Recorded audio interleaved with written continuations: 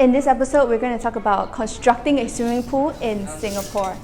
So many a times we get clients come to us wanting to build a swimming pool, but ended up scratching the idea because of two main reasons: space constraint and also safety for the kids. So I'm gonna show you what I mean.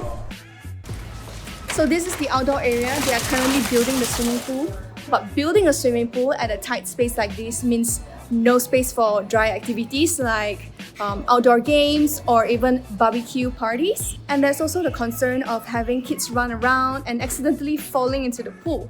So which is why, with those in mind, we finally came around those problems and we found a solution. So we made the impossible possible.